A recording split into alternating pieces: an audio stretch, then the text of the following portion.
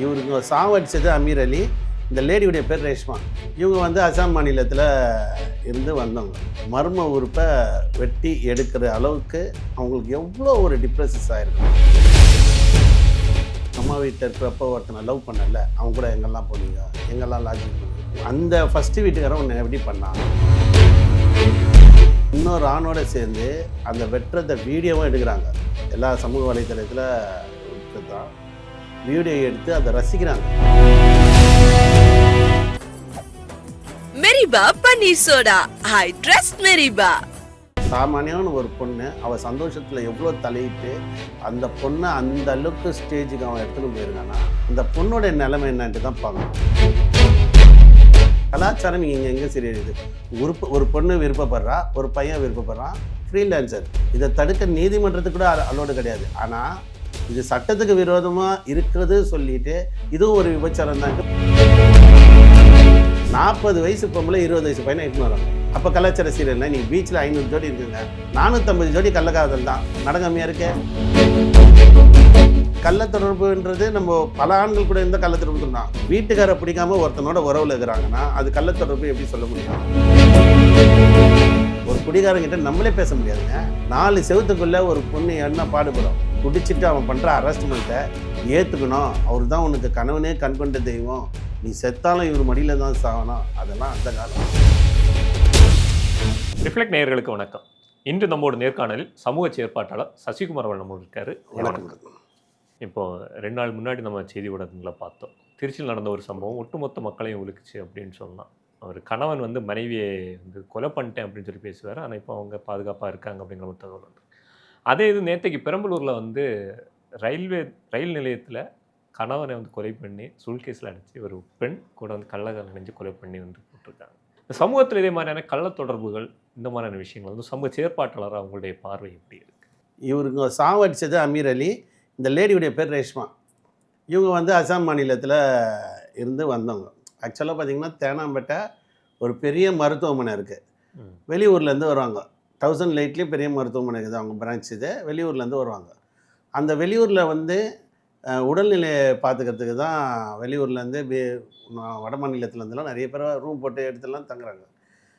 இப்போ இந்த லேடிக்கு என்ன பிரச்சனை? ஃபஸ்ட்டு ஒரு மேரேஜ் ஆகுது, அதுலேருந்து வெளியே வந்துடுறாங்க. அதுக்கப்புறம் இவர் இருக்கார். இப்போ ஒரு பொண்ணுக்கிட்ட ஒரு ஆண் வந்து இப்போ என்னென்னா கடந்த கால வாழ்க்கையில் அவங்கள வந்து மன ரீதியாக பேசுகிறாங்க. இப்போ இந்த கொலையை அப்படி தான் பார்க்க வேண்டியது. அந்த ஃபஸ்ட்டு வீட்டுக்காரன் உன்னை எப்படி பண்ணான்? ஏதாவது ஒரு மோட்டிவேல இப்போ சாதாரணமானவே ஒரு பெண்ணை வந்து நீ வந்து உங்கள் அம்மா வீட்டில் இருக்கிறப்போ ஒருத்தனை லவ் பண்ணல, அவங்க கூட எங்கெல்லாம் போனீங்க, எங்கெல்லாம் லாட்ஜிங் போனீங்க, பழைய கலரை அவங்க டிப்ரெஸஸ் ஆகிடுவாங்க. அது ஜென்ஸாக இருந்தாலும் லேடிஸாக இருந்தாலும் ஓகே. பெண்கள் பலவீனமானவர்கள் நிறைய பெண்கள், சில பெண்கள் பலமானவர்கள். அப்போ இந்த பொண்ணை வந்து டிப்ரெஸஸ் பண்ணிகிட்டே அவங்க புருஷன் நீ அப்படி இருந்தா நீ இப்படி இருந்தா இந்த பொண்ணை ஒரு கட்டத்தில் இந்த புருஷனையும் என்ன பண்ணுறாங்க அவங்க அந்த அளவுக்கு, அதாவது 2 கையை வெட்டிட்டாங்க, 2 காலை வெட்டிட்டாங்க, மர்ம உறுப்பை வெட்டி எடுக்கிற அளவுக்கு அவங்களுக்கு எவ்வளோ ஒரு டிப்ரெஸஸ் ஆகிருக்கும். நம்ம அதை நியாயப்படுத்தலை. தலையை வெட்டிட்டாங்கங்க. ஒரு பெண்ணுக்கு எந்த அளவுக்கு ஒருத்தர் மேலே வெட்டணும்னா, இப்போது கொலையில் நிறைய கொலை இருக்குது. கொலையில் நீங்கள் சென்னையில் ரவுடிங்கில் பார்த்தீங்கன்னா ஒருத்தன் தலையை வெட்டி வெறும் தலையை வண்டி வெட்டுவாங்க. ஒருத்தங்க முகத்தை சிரிப்பாங்க, ஒருத்தங்க வயிற்றில் குத்திட்டு குடலை எடுப்பாங்க, ஒருத்தர் என்ன பண்ணுவாங்க 21 வெட்டு 30 வெட்டு 40 வெட்டு வெட்டுவாங்க. ஒரு பெண் இன்னொரு ஆணோட, அவங்களுடைய ஆண் நம்பர் 3ஆவதாக நம்மளுக்கு இப்போது ரெக்கார்டு படி 3 அவங்களுது. அப்போது இன்னொரு ஆணோட சேர்ந்து அந்த வெட்டுறத வீடியோவும் எடுக்கிறாங்க. எல்லா சமூக வலைத்தளத்தில் இருக்கிறது தான் வீடியோ எடுத்து அதை ரசிக்கிறாங்க. அந்த பாகத்தை வெட்டி வெட்டி வெட்டி ஒரு மனநிலைக்கு டிப்ரெஸஸ் ஆகி சைக்கோ மாதிரி ஆகி சாமானியான ஒரு பொண்ணு அவள் சந்தோஷத்தில் எவ்வளோ தலையிட்டு அந்த பொண்ணை அந்த அளவுக்கு ஸ்டேஜுக்கு அவன் எடுத்துன்னு போயிருக்கான்னா அந்த பொண்ணோட நிலைமை என்னன்ட்டு தான் பார்க்கணும். சாதாரணமாக ஒரு பொண்ணு பண்ண முடியாது. ஒரு லேடிஸை பொறுத்த வரைக்கும் மென்மையானவங்க ஒரு ஹஸ்பண்டை கொலை பண்ணுறாங்கன்னா அந்த அளவுக்கு அவன் அவ்வளோ மன அழுத்தம் தராங்க. இதுதான் நம்ம சமுதாயத்தில் பார்க்கணும். அந்த பொண்ணு வானானா விட்டுட்டு போயிடணும். ஒரு பொண்ணு உன்னை பிடிக்கல, கணவனாக இருந்தாலுங்க எல்லாருக்கும் ஒரே வாழ்க்கை தாங்க. கணவனாக இருந்தால் கூட ஒன்று பிடிக்கல, மிஸ் அண்டர்ஸ்டாண்டிங்காக நீங்கள் டிவோர்ஸ் அப்ளை பண்ணிக்கலாம். அவள் வாழவே கூடாது, அவள் எங்கே இருந்தாலும் விடக்கூடாது. எனக்கு தெரிஞ்சவங்களாம் நிறைய பேர் லேடிஸு ஃபேமிலி கோர்ட்டில் நான் பார்ப்பேன் ஹைகோர்ட்டில். இப்போ பார்த்தீங்கன்னா நிறைய படித்த பொண்ணுங்களே வந்திருக்கும். இல்லை ஃப்ரெண்டுடைய அண்ணனை லவ் பண்ணிவிடுவாங்க, அதில் ஒரு மிஸ் அண்டர்ஸ்டாண்டிங்கில் டிவோர்ஸ் கேஸை வந்து நீங்கள் பாங்க ஃபேமிலி கோர்ட்டில் டைவர்ஸ் அப்ளை பண்ணிவிட்டு போயிடலாம். ஆனால் எனக்கு டைவர்ஸும் கொடுக்க மாட்டேன், ஆனால் நான் உன்னை வாழவே விட மாட்டேன்னு சித்திரவதை பண்ணி மனநிலை பாதிக்கப்பட்டு 16 வருஷம் 20 வருஷம்லாம் இன்னும் நீதிமன்றத்தில் கேஸ் இருக்குது. எனக்கு தெரிஞ்சு இப்போ கூட கேஸ் இருக்குது. ஒரு 16 இயர்ஸ் கேஸ்லாம் ஃபேமிலி டிவோர்ஸ் கேஸ் இருக்குது. இப்போ என்னன்னா நான் டைவர்ஸும் கொடுக்க மாட்டேன், நீ வாழக்கூடாதுன்னு நினைப்பாங்க. ஆனால் ஆண்கள் வந்து எத்தனை பெண்கள்கிட்ட வேணாலும் உறவு வச்சுக்கின்னு இருப்பாங்க. அது இந்த சமுதாயம் ஏற்றுக்கும். ஆண்கள் வந்து என்ன தவறு வேணாலும் செஞ்சால் இந்த ஆண் ஆதிக்கம், நானும் சொல்கிறேன், ஒரு ஆண் ஆதிக்கம் நம்ம பெண்ணாக இருந்து அவங்க நிலைமையில் நம்ம பார்க்க வேண்டிய விஷயம் என்னென்னா, ஒரு ஆணாக இருந்து அவங்கள அரஸ்ட்மெண்ட் பண்ணிகிட்டே இருந்தீங்கன்னா இதுபோல் கொலைகள் நடக்கும். கடந்த காலத்தில் அம்மிக்கல்லாம் எடுத்து தலையில் போட்டு கொலை பண்ணுவாங்க. குடிகாரன் கணவன், ஒரு குடிகாரன் தன்னுடைய மனைவியை அரஸ்ட்மெண்ட் பண்ணுறான். அந்த குடிச்சிட்டு அந்த போதையில் பண்ணுறப்போ அவனால் ஆண்மை இழக்கிறான், அவனால் செய்ய முடியல. நிறைய பெண்கள் குடிகாரங்கிட்ட வாழாமல் போகிறதுக்கு காரணம் என்னென்னா, நான் உன்னை கல்யாணம் பண்ணிட்டேன், நீ என் மனைவி, நான் குடிச்சிருந்தாலும் நான் என்ன பண்ணாலும் உன்னுடைய உடம்பு எனக்கு தான் சொந்தம், நான் சித்திரவதை பண்ணாலும் அப்போல்லாம் சூடெல்லாம் வைப்பாங்க. பார்த்திங்கன்னா அப்போல்லாம் வந்து சிகரெட்டில் சூடு வைக்கிறது இதெல்லாம் பண்ணி வச்சு அரஸ்ட்மெண்ட் பண்ணினே இருக்கிறப்போ காலம் எவ்வளோ நாள் தான் இருக்கும், காலம் கனியும், கலியுகம் வருது, பதிலுக்கு ரிவெஞ்ச் ஆகுது. நீ என்னை கொலை பண்ணிட்டியா, நான் வாழக்கூடாது, நீ முடிவு பண்ணால் நீ வாழக்கூடாதுன்னு நினைக்கிறாங்க. இப்போ இந்த கொலையில் பார்த்த வரைக்கும் நியாயமாக பார்த்தா இந்த பெண்ணு இவ்வளோ அளவுக்கு பண்ணியிருக்க, அதை பார்த்தாலே பயமாக இருக்கும். ஆம்பளைங்க கூட அந்த கொலையை பண்ணியிருக்க மாட்டாங்க. அவனுடைய ஆணுறுப்பு அறுக்கிற அளவுக்கு அவங்க மனநிலைக்கு தள்ளப்பட்டாங்கன்னா எந்த அளவுக்கு கொடுமையை அனுபவிச்சிருப்பாங்க. அதாவது ஃபஸ்ட்டு கணவர் சரியில்லை, ரெண்டாவது இப்போ மூணாவது ஒருத்தர் கூட சேர்ந்து பண்ணுறாங்கன்னா ஒருத்தருக்கு ஃப்ரீடம் நம்ம கொடுக்க வேண்டிய அவசியம் இல்லை. யாராக இருந்தாலும் சரி, வீட்டில் இருக்க ஒரு லேடிஸுக்கு ஒரு குறிப்பிட்ட காலம் வரைக்கும் தான் நம்ம கட்டுப்படுத்த முடியும். லவ் பண்ணிவிட்டு நான் இவங்க கூட தான் போவேன்ட்டு தமிழ்நாட்டிலேயும் சரி எங்கேயுமே கல்யாணம் பண்ணி பெத்த பொண்ணே போகுது, அங்கே போய் தடுக்க முடியுதா? 18 ஆயிடுச்சுனாலே அவங்களுடைய முடிவு அவங்க தெரியும். இப்போ நான் மேலே குறிப்பிட்டு சொன்ன 2 விஷயங்களில் வந்து ஒரு விஷயத்தில் வந்து பெண் பாதிக்கப்பட்டிருக்காங்க, இன்னொரு இடத்துல வந்து ஆண் பாதிக்கப்பட்டிருக்கு. ஆனால் இந்த சமூகம் வந்து 2 ஆண் எங்கே பாதிக்கப்பட்டார் நீங்கள் சொல்லுங்கள். இப்போ இங்கே அவரை வந்து கொலை பண்ணியிருக்காங்க. ஒரு ஃபேமிலிக்குள்ளே 1000 பிரச்சனை இருக்கும். உன்னை பிடிக்கல ஒரு பொண்ணு சொல்லிடுச்சுன்னா, இப்போ திருடன் இருக்கட்டும், அக்யூஸ்டாக இருக்கட்டும், எவ்வளோ பெரிய தீவிரவாதி இருக்கட்டும், ஒரு பொண்ணு மனசில் நீ இடம் பிடிச்சி உன்னை பிடிச்சி போயிடுச்சுன்னா 18 வயசானவனே வீட்டை விட்டு ஓடி வந்துடுது. கரெக்டாக இல்லைங்களா? ஓடி வந்த பொண்ணு உன்னை பிடிக்கல அப்படின்னு சொல்லிடுச்சுன்னா நீ என்ன தான் பண்ணாலும் உன்னை பிடிக்காது. உன்னுடைய அந்த பொண்ணு அந்த பையன் பாருங்கள், குழந்தை வச்சுருக்கான், அவன் வந்து ஏய் உனக்கு என்ன வேலை, அவனை வெறுக்கிற அளவுக்கு பேசுகிறான். நீங்கள் அந்த பொண்ணை பாருங்கள், இன்னொரு யார் உள்ளகிறான்ட்டு இவன் கேட்குறான், ஏய் உனக்கு என்ன இங்கே ஏன் கத்துற, அவன் மேலே எவ்வளோ வெறுப்பு வரும். ஒரு காதல் நீ பண்ணாலும் சரி, கல்யாணம் அரேஞ்ச்மெண்ட் பண்ணாலும் சரி, ஒரு பொண்ணு உன்னை பிடிக்கவே இல்லைன்னா நீ வாழ்க்கையை விட்டு ஒதுங்கினா. அந்த வீடியோ பொறுத்த வரைக்கும் எனக்கு உடன்பாடே கிடையாது. அந்த பொண்ணு வேறு ஒருத்தவனோட போயிடுச்சுன்னா நீ குழந்தை எடுத்துன்னு போய் வேலை இல்லை, உனக்கு இன்னொரு பொண்ணு கிடைக்காதா இந்த சமூகத்தில்? நீ ரொம்ப நல்லவனாச்சே. நான் என்னுடைய கான்செப்ட் அப்படி தான் பார்ப்பேன். ஒரு பொண்ணு பிடிக்கலையா, உலகம் ரொம்ப பெருசு, நீ ஒரு வட்டத்துக்குள்ளே இருக்க. ஃபேமிலியாக இருக்கணும் ஆசைப்பட்டா ஒரு நல்ல ஒழுக்கமான பண்பான மனிதனா நீ உன் பொண்டாட்டிக்கிட்ட நடந்துக்கோ. நீ அடித்து தத்துனா கூட உன் பொண்டாட்டி போகக்கூடாது. உன் பொண்டாட்டி பிடிச்ச மாதிரி நடந்தா அந்த ஒழுக்கம் பண்பாடு பெண்களுக்கும் பொருந்தும் தானே? எல்லாருக்குமே தாங்க பொருந்தும். என்னுடைய விஷயத்தில் இருந்தால் கூட அவங்களுக்கு இன்னொருத்தரை பிடிக்குது அளவுக்கு நான் நடந்துக்கூடாதுல்ல. நான் சொல்கிறது புரியுதுங்களா? யாருடைய லைஃபாக இருந்தாலும் இப்படி தான். இன்னொருத்தரை பிடிக்குது, உன்னை பிடிக்கலன்னா நீ நடந்துக்கின விதத்தை மாற்றணும்ல. அவருக்கு சொல்கிறேன் நான். இப்போ திருச்சியில் உன்னை பிடிக்கல சொல்லி இன்னொருத்தர் கூட இருக்கிறப்ப நீ விட்டு போயிடு. அவங்க வாழக்கூடாது, எனக்கு லைஃப் இப்படி ஆயிடுச்சுன்னா, பல பேருடைய லைஃப் அப்படி தான் இருக்குது. இன்றைக்கும் கல்யாணம் ஆகிட்டு ஒரு 3 மாதம் இல்லை 1 வாரம் கூட வாழ்ந்துட்டு இறந்து போயிடுறாரு கணவர். அவரையே நினச்சி லாஸ்ட் வரைக்கும் கல்யாணம் பண்ணாத பெண்கள் இன்னும் இருக்காங்க. இன்னும் கல்யாணம் ஆகி 1 வாரம் 1 மாதத்துலேயே டைவர்ஸ் ஆகிட்டு அந்த வாழ்க்கைக்குள்ளேருந்து வெளியே வராமல் எவ்வளோ பெண்கள் இருக்காங்க. அப்போது இவங்க இப்படி தான் இருக்கணுன்ட்டு சொல்கிறதுக்கு சமூகத்தில் யாருக்கு உரிமை இருக்குன்ற நீதிமன்றம் சொல்கிறதையே இவங்க புரிஞ்சிக்கல. பிரார்த்தனை அலோட் பண்ணிட்டான், பிரார்த்தனை இனிமேல் எல்லாம் போவாங்கன்னா பிடிச்சவங்க எங்கே போவாங்க? இப்போ நைட்டில் நீங்கள் பாருங்கள், ஒரு 10 மணிக்கு மேலே பாருங்கள். பகலில் பார்த்தா பீச்சில் போய் பாருங்கள், நைட்டில் பார்த்தா ஒரு 10 மணிக்கு மேலே பைக் எத்தனை விலை உயர்ந்த பைக்கும் காரும் சுற்றிட்டே இருக்குது. அவங்களெல்லாம் போய் கேட்க முடியுமா? ஏன்டா அவங்க வீட்டிலலாம் அக்கா தங்கச்சி இல்லை, நைட் ஏன்டா வந்து சுற்றுறீங்கன்ட்டு கேட்க முடியுமா? கோயம்பேடு போய் பாருங்கள், கோயம்பேடு பஸ் ஸ்டாண்டு, ஈசிஆர், ஓஎம்ஆர்லாம் போய் பாருங்கள். எத்தனை ஆண்கள், ஆண் வர்க்கத்துக்கு தான் நான் சொல்கிறேன், எத்தனை ஆண்கள் நைட்டில் இந்த ப்ராஸ்டியூஸ் கோர்ஸை சுற்றிட்டு இருக்காங்க. இப்போ அவங்களுக்கு பிடிச்ச பொண்ணோட அவன் போயிட்டான்னா நைட்டில் அப்பாவி பெண்கள் பாதிப்பாங்களா? பாதிக்க மாட்டாங்க. எனக்கு தெரிஞ்சு இங்கே இங்கே வந்து விபச்சாரம் செய்பவர்கள் நைட்டில் இருக்காங்க. நல்லவங்க சொல்கிறவங்க யாருன்னா அவங்க வீட்டுக்கு போகாமல் இருப்பாங்களா? அதான் ஒரு விபச்சாரி சொல்கிறான். நல்லவங்க அதாவது கண்ணகி வயிற்றில் யாராவது பிறந்திருந்தான், உத்தமி வயிற்றில் அப்படி வச்சுக்கலாம். உத்தமி வயிற்றில் ஒருவன் பிறந்திருந்தான், என் வீட்டு படியை ஒருவனும் மிதிக்க மாட்டான், ஒரு விபச்சாரியின் குமுறல் என்று போகிறாங்க. அப்போ என்னென்னா, ஒரு விபச்சாரி வீட்டுக்கு போகிறவனோ அவனும் அவங்க அம்மா வந்து விபச்சாரியாக தான் இருக்கணும். ஒரு விபச்சாரி வீட்டுக்கு ஒருத்தன் போகிறான்னா அவனும் அவங்க அம்மாவும் விபச்சாரியாக தான் இருக்கணும். அப்போது விபச்சாரி வீட்டுக்கு ஒருத்தன் போகிறதால நல்ல பொண்ணு கெடாமல் இருக்கா? ஒரு விபச்சாரியால் தான் நல்ல பொண்ணுங்க கெடாமல் இருக்குது. அவன் அந்த மிருகத்தை பார்த்துறான். நம்ம சொல்கிறது அதுதான். விருப்பப்பட்டவங்க போகிறதால இங்கே ஒன்றையும் போகிறதில்ல. அவங்க எப்படி இருந்தாலும் போவாங்க. கள்ள உறவே இல்லையா தமிழ்நாட்டில்? கள்ள உறவு இல்லாமல் இருக்கா? நடிகைகளாக இருக்கட்டும், யாராக இருக்கட்டங்க, ஆக்ட்ரஸ் இருக்கட்டும், பொலிட்டிக்கல் பார்ட்டிஸ் இருக்கும், எல்லாருக்குமே எத்தனை புருஷனுங்க இருக்காங்க, எத்தனை மனைவிங்க இருக்காங்க. ஒரு ஆணுக்கும் சரி பெண்ணுக்கும் சரி. ஒரு சில பேரை சொல்கிறேன். நிறைய ஆக்டர்ஸுக்கு 9வது பொண்டாட்டியாக ஒருத்தர் இருக்கிறாரு. நிறையா ஜென்ஸு ஆக்ட்ரஸுக்கு இவர் நடிகைங்களுக்கு இருக்காங்க. எல்லாருடைய வாழ்க்கையிலே இருக்குது. யாரும் இங்கே உதாரணம் சொல்கிறதுக்கு இங்கே ஒன்றுமே கிடையாது. இப்போ நீங்கள் சொன்னீங்க நீதிமன்றங்களில் பார்த்தாலே அவ்வளோ பேர் வந்து விவகாரத்து வாங்குறதுக்காக நிற்கிறாங்க. கூடவே இதே மாதிரியான வழக்குகளும் இதே மாதிரியான விஷயங்களை வந்து நம்ம தொடர்ந்து பார்த்துருக்கோம். இது ஒரு சமுதாய சீரழிவு மாதிரி பார்க்கக்கூடாது சார். நான் என்ன திருப்பி சொல்கிறேன், ஒரு பொண்ணுக்கு இங்கே சுதந்திரம் கொடுக்க வேண்டியது யாரும் கிடையாது.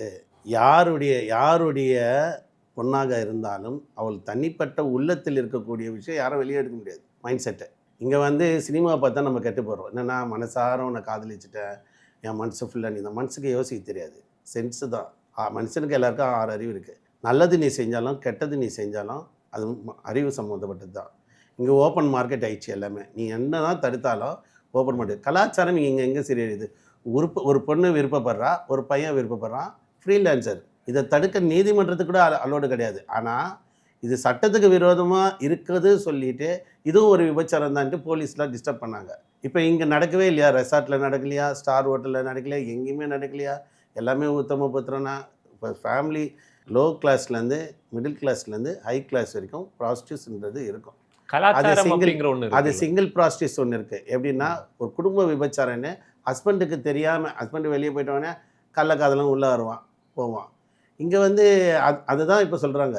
கலாச்சாரம்ன்றது வேறு. நான் இப்போ கூட சொல்கிறேன், ஒழுக்கமாக இருக்கவங்க இருந்துக்காங்க, ஒழுக்கம் இல்லாதவங்க போகிறாங்களா? நீங்கள் ஏன் கேட்குறீங்கன்ற? அது சர்வசாதாரணம் ஆகிட்டு வருது அப்படின்னு கேட்குறேன் சார். தனி மனிதன் சுதந்திரத்தை யார் தடுக்க முடியும்?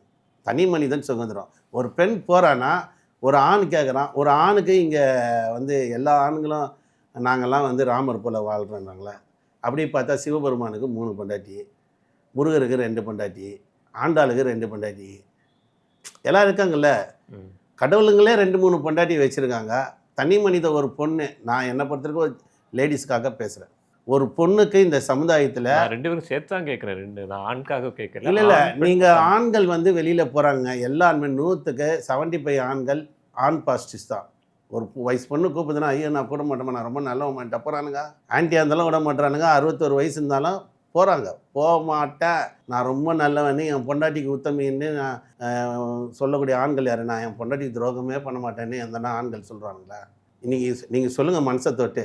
75% ஆண்கள்.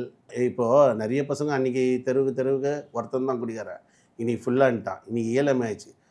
வரான், குடிச்சிட்டு பத்துக்கிறான். அந்த பெண்ணுடைய உணர்வுக்கு என்ன? அவள் கண்டிப்பாக போய் தான் வரா. எங்கே ஒரு சிலர் சொல்கிற போகிறாங்க. அதை போகக்கூடாது சொல்கிறதுக்கு யார்? தனி மணி. அந்த பொண்ணுக்கு தேவை இருக்குது, உடல் சம்மந்தப்பட்டது, மன அழுத்தம். ஒரு குடிகாரன் குடிச்சிட்டு வந்து என்கிட்ட செக்ஸ் பண்ண சொல்லி அடிக்கிறான் அந்த பொண்ணை வச்சுக்கிங்களேன். அவளுக்கு அவன் கனவும் பிடிக்கல, அவங்க அம்மா வீட்டுக்கு வந்துட்டா.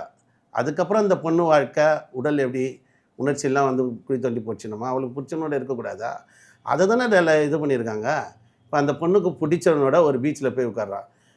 இங்கே உத்தமன்ட்டே வேணால் சொல்கிறானுங்க வச்சுங்களேன். இது கமெண்ட் பாக்ஸில் கூட வரட்டும். உத்தமன் சொல்கிறான்ல, அந்த உத்தமங்க வந்தானுங்கன்னா ஒரு 6 மணிக்கு பீச்சுக்கு இட்டுன்னு வரோம். 40 வயசு பொம்பளை 20 வயசு பையனை இட்டுன்னு வராங்க. அப்போ கலாச்சார சீரியல்னா இன்றைக்கி பீச்சில் 500 ஜோடி இருக்குங்க, 450 ஜோடி கள்ளக்காதல் தான். நடக்காமையாக இருக்கே. அப்போ போய் தரலாமா ஒரு காவல்துறை அதிகாரி, அம்மா இன்னத்துக்கு நைட்டு ஏமா வர, நீ யார் என்ன கேட்கறதுக்கு? தமிழ்நாட்டில் பார்த்துமா இல்லையா? இப்போ இந்த பொண்ணை நான் சொல்கிறேன், தலையை வெட்டி கைகாலெலாம் வெட்டி ஆணூறுப்பா இருக்கிற அளவுக்கு அவன் எவ்வளோ டார்ச்சர் கொடுத்துருந்தா இந்த பொண்ணு மனநிலை தள்ளப்படும். உனக்கு பிடிக்கலையா? நான் திருப்பி சொல்கிறேன், உன்னை யாராக இருந்தாலும் பொண்டாட்டி பிடிக்கலையா விட்டுடணும், டைவர்ஸ் கொடுத்துட்டு போயிடு. உலகம் ரொம்ப பெருசு, இன்னொரு மனைவி கல்யாணம் பண்ணிக்கோ. அவங்கள நீ வாழவே கூடாது சொல்கிறதுக்கு இங்கே யார் அதிகாரம் இருக்குது பெண்களுக்கு? அதாவது இப்போ பெரியார் திராவிட கட்சிலாம் இருக்காங்க, மோஸ்ட்லி அவங்க சொல்கிறது என்னென்னா கலாச்சார சீரழிவு தான் சொல்லுவாங்க. இப்போ உச்சநீதிமன்றம் சொன்னதுக்கும் பெரியார் கட்சி சொல்கிறதுக்கும் வேறு. பெரியார் வந்து பெரியார் கட்சியில் இருக்கிறவங்க என்ன சொல்கிறாங்க, லிவிங் டுகெதரில் ஒரு 2 வருஷம் கூட வாழாதீங்க, அதுக்கப்புறம் இன்னொருத்தரோட வாழுங்க, இதெல்லாம் தான் விபச்சாரம். ஒருத்தனுக்கு ஒருத்திலாம் கிடையாதுங்க, இதெல்லாம் தான் விபச்சாரம். நான் சொல்கிறது என்னென்னா, ஒருத்தங்க இருக்காங்க, ஒரு ஆண் இருக்கான், அவன் பண்ணுற தப்பு இந்த சமூகம் ஏற்றுக்கக்கூடிய மனநிலையில் இருக்குது. ஒரு ஆண் என்ன பண்ணாலும் ஏற்றுக்கக்கூடிய மனநிலையில் இருக்குது. ஆனால் ஒரு பெண்ணுடைய உணர்வுகளை புரிஞ்சிக்கக்கூடிய ஆண்கள் இல்லை. ஒரு கணவனை பிடிக்கல, வெளியே போகிறாங்க வச்சுங்களேன், இப்போ ரகசியமாக வேலைக்கு போகிறாங்க, எங்கேயோ ஒருத்தர் கூட கள்ளத்தொடர்புன்னா அது வேறு விஷயம். அந்த கள்ளத்தொடர்புன்றது நம்ம பல ஆண்கள் கூட இந்த கள்ளத்தொடர்பு சொல்லலாம். வீட்டுக்காரை பிடிக்காமல் ஒருத்தனோட உறவில் இருக்கிறாங்கன்னா அது கள்ளத்தொடர்பு எப்படி சொல்ல முடியும்? அவங்களுக்கு பிடிச்சிருக்கே இருக்காங்க. பல ஆண்கள் கூட இருக்கிறதுக்கும் அவங்களுக்கு பிடிச்சவங்களோட இருக்கிறதுக்கும் நிறைய வித்தியாசம் இருக்குது. இப்போ உச்சநீதிமன்றம் தீர்ப்பே ப்ராஸ்டியூஸ் நாட் அலவுடு, இதுவே நிறைய மரமண்டிங்களுக்கு தெரியல. கலாச்சார சீரியல் எப்படி ஒரு பொண்ணுக்கு அவள் தனியாக பிடிச்சவனோட போய் சந்தோஷமாக இருக்கிறதுக்கு இங்கே யார் சுதந்திரம் தரணும்னு நான் கேட்குறேன், அவ்வளோதான். அது வந்து ஒரு கட்டத்தை தாண்டி இந்த மாதிரியான கொலை அந்த மாதிரி வரும்போது இதுக்கெல்லாம் எல்லாருக்கும் ரிவேஞ்ச் இருக்குல்ல. நீ எவ்வளோ நாள் தான் நீங்களே வந்து ஒரு பொண்ணை வந்து நமக்கு ஒரு சமூக பொறுப்பு இருக்கணும் இல்லையா? சமூக பொறுப்பு தான் சார். இப்போது ஒருத்தர் விருப்பப்படுறாரு, 61 வயசு ஆள், அவருக்கு அது கிடைக்கலன்றதால தான் 8 வயசு குழந்தைய வந்து சாகடிக்கிறான். நீங்கள் பாருங்கள், அந்த மைண்ட் செட்டில் இருக்கிறவனுக்கு அந்த 10 நிமிஷம்தான் அது. அந்த போக்கில் அவனுக்கு அங்கேயே அவன் சிந்தனை கொண்ட ஒரு குணம் கொண்ட சிந்தனையாளர்கள் வச்சுக்கலாம். இப்போ விருப்பப்பட்டு போகிறாங்க, ஒரு 40 வயசில் இருக்க ஏதோ அந்த வயசானவர்கிட்ட அவர் கூப்பிட்டு போகிறாங்கன்னா, அவங்க ஃப்ரீலான்சராக போனாங்கன்னா இந்த குழந்தை காப்பாற்றப்படல. இந்த மாதிரி குழந்தைங்க சிறுவர்கள் சார் இப்போ கல்யாணம் ஆகி குழந்தைலாம் பேத்து எல்லாம் முடிஞ்சு ஒரு போலீஸ்காரரே பார்த்திங்கன்னா ஒரு பையன் விளையாடுறவங்க கூட வந்து செக்ஸ் பண்ணுறாரு. அவருக்கு என்ன கிடைக்காதா? ஏரியாவில் ஒரு காவல்துறை அதிகாரி கிடைக்காது, ஏன் போகிறாரு? அந்த டைமில் அவங்களுக்கு போகணுன்றாங்க. இது ஒரு ஃப்ரீலான்சர் தான். ஃப்ரீலான்சர்னால் ஒரு பொண்ணுக்கு வரலாற்று சிறப்பு மிக்க தீர்ப்பு வந்து வருது. இந்த சமூகம் ஆண்கள் எத்தனை உத்தம ராமனாக சுற்றுறானுங்க, எவனா சொல்லுங்கள். எல்லாம் வந்து இல்லீகல் கான்டாக்டில் இருக்கிறாங்க, இல்லாமல் இல்லை. ஒன்று ஸ்டார்டிங் லவ் பண்ணியிருப்பாங்க, இல்லை மனைவி இருக்கும், இல்லை மனைவி 2 சம்சாரம் வச்சுருப்பாங்க, இல்லை 3 சம்சாரம் வச்சுருப்பாங்க. இல்லீகல் கான்டாக்ட் இல்லாத ஆண்களே கிடையாது. இப்போது ஆண்களுக்கு வந்து இந்த கான்டாக்ட்லாம் முக்கியம் இல்லை, ஒயின் ஷாப் தான் முக்கியம். எல்லாம் கம்மியாக பிடிச்சின்னு தொங்கின்னு இருக்கிறானுங்க, குடிகாரன் ஆகிட்டானுங்க. குடிச்சு ஆண்மையை எழுந்துட்டாங்க. இப்போ அவங்க மனைவி என்ன பண்ணுவாங்க? ஒரு குடிகாரன் பைத்தியக்காரன் மாதிரி கத்தினே இருப்பான். 2வது 4 செவத்துக்குள்ளே ஒரு குடிகாரங்கிட்ட நம்மளே பேச முடியாதுங்க. 4 செவத்துக்குள்ளே ஒரு பொண்ணு என்ன பாடுபடும்?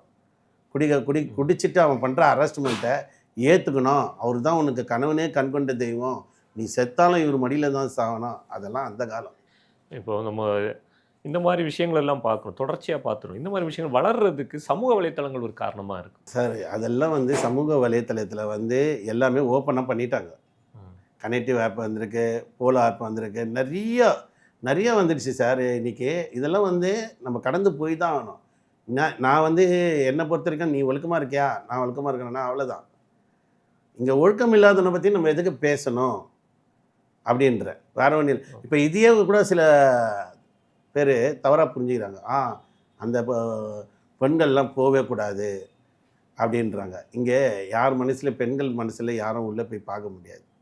நான் என்ன சொல்கிறேன், நம்ம வீட்டு பெண்ணை நம்ம அடக்கலாம், பக்கத்து வீட்டு பொம்பளை அடக்க முடியுமா?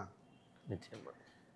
ஒரு கவிஞன் கூட சொன்னான், சிறப்பு இது தானே, சிறகுகள் இருந்தும் கதவுகள் திறந்திருக்கும் பறக்காத பறவைகள் என்று சொல்கிறோம். அதாவது கட்டுப்பாடுன்றது ஒழுக்கன்றது நம்மளுக்குள்ளே நம்ம தான் சார் வச்சுக்கணும். போகிறவங்களை என்ன நீங்கள் ஏங்க தடுக்கிறீங்கன்ற, போகிறவங்களும் நாங்கள் தடுப்போம். நாங்கள் கலாச்சாரத்தை மீட்டெடுக்கிறோன்னா நைட்டெல்லாம் சுற்றுங்க, போய் கலாச்சாரத்தை மீட்டெடுங்க. முதல்ல சென்னையை போய் சுற்றுங்க, காலையிலேருந்து நைட் வரைக்கும் ஒரு 24 ஹவர்ஸ் சுற்றி பாருங்க, காரி மூஞ்சிப்பாங்க சென்னையில் நம்ம இருக்கமான்னு.